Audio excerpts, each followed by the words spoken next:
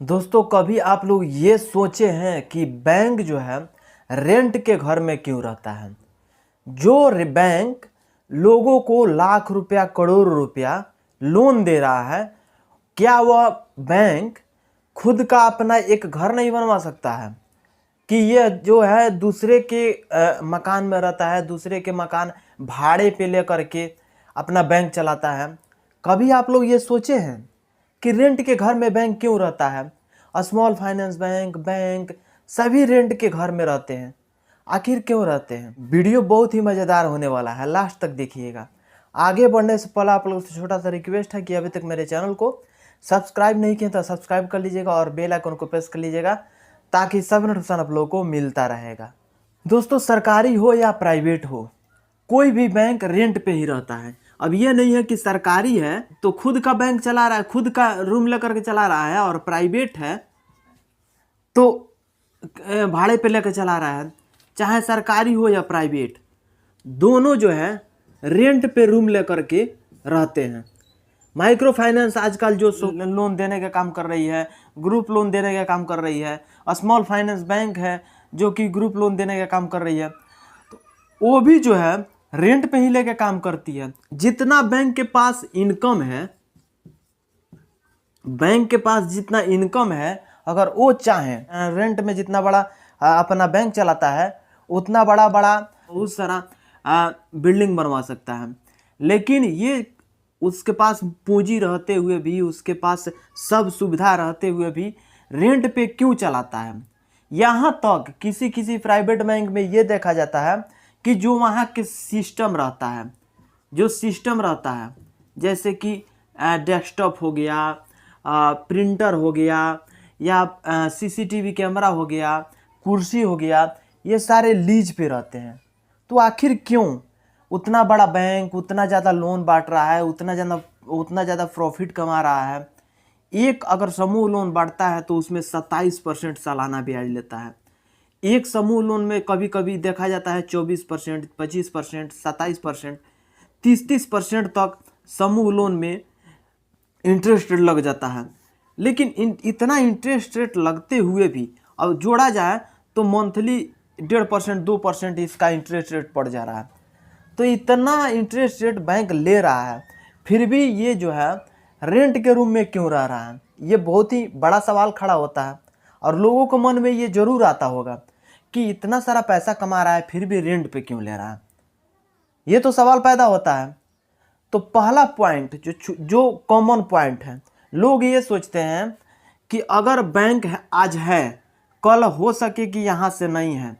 जो पैसा रूम में, अगर रूम बनवाने में जो पैसा खर्च कर देगा वो तो पैसा ख़त्म हो जाएगा।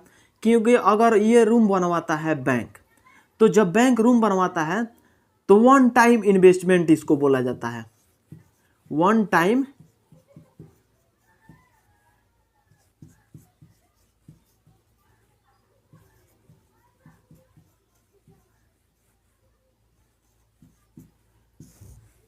अगर हम रूम बनवा लिए तो इसको हम वन टाइम इन्वेस्टमेंट बोल सकते हैं।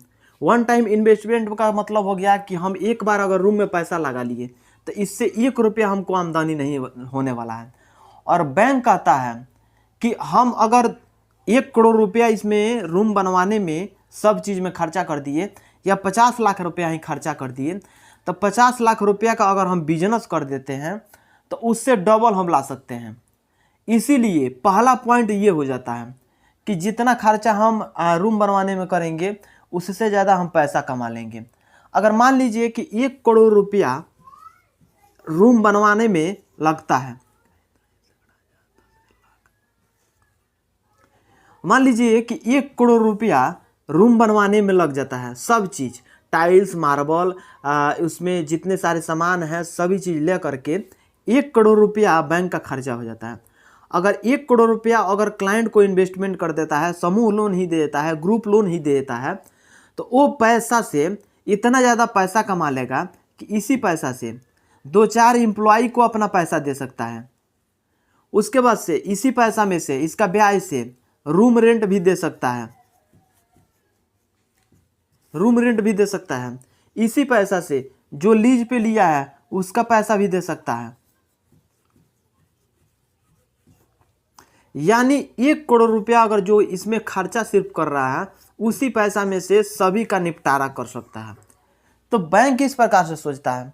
हम लोग सोचते हैं कि ये हमारा घर है तो हमारे खुद के लिए है, परमानेंट है, हमेशा मैं इसमें रहने वाला हूँ, तो हम घर बनवा लेते हैं। लेकिन बैंक तो ये नहीं सोचता है ना। बैंक आज है कल नहीं रहेगा, लेकिन मानते हैं कल के लिए हमेशा के लिए रहेगा।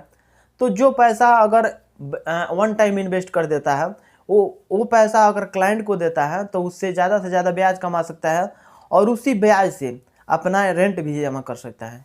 और आरबीआई जो है, यही रूल रेगुलेशन पे आरबीआई भी चलता है। आरबीआई खुद ये कहता है कि आपको जो है अगर बैंक चलाना है तो रूम रेंट पे ही लेकर के चलाना है। जो उसमें सिक्योरिटी गार्ड रहता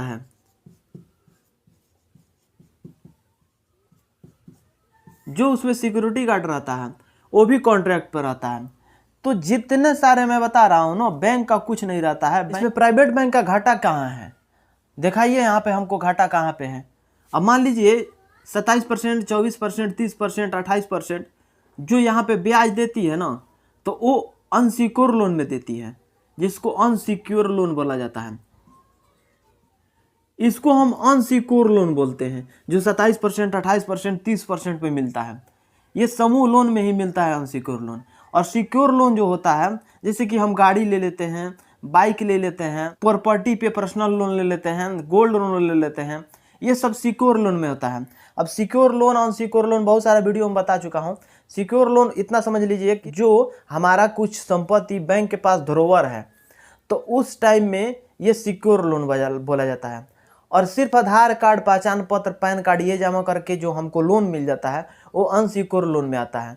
तो अनसिक्योर लोन में जो इंटरेस्ट रेट थोड़ा ज़्यादा रहता है और सिक्योर लोन में इंटरेस्ट रेट थोड़ा कम रहता है। तो सबसे ज़्यादा बैंक को फ़ायदा हो जाता है अनसिक्योर लोन से। तो अनसिक्योर लोन सबसे ज़्यादा बैंक, अगर प्राइवेट बैंक जो समूह लोन आजकल चला रही है, फिनकेयर स्मॉल फाइनेंस बैंक, बंधन बैंक, उत्कर्ष स्मॉल फाइनेंस बैंक, ये सारे जो बैंक है ना, ये अनसिक्योर लोन ज़्यादा बांटती है ताकि इससे ज़्यादा बेनिफिट्स मिल सके। बैंकिंग से रिगार्डिंग या बैंकिंग के जॉब से रिगार्डिंग अगर कोई भी जानकारी आपको चाहिए तो आप कमेंट बॉक्स में जरूर कमेंट करके बताइएगा, दोस्तों के पास शेयर कर दीजिएगा, एक लाइक कर दीजिएगा। मिलेंगे अगले वीडियो में। आज के लिए बस इतना ही। जय हिंद।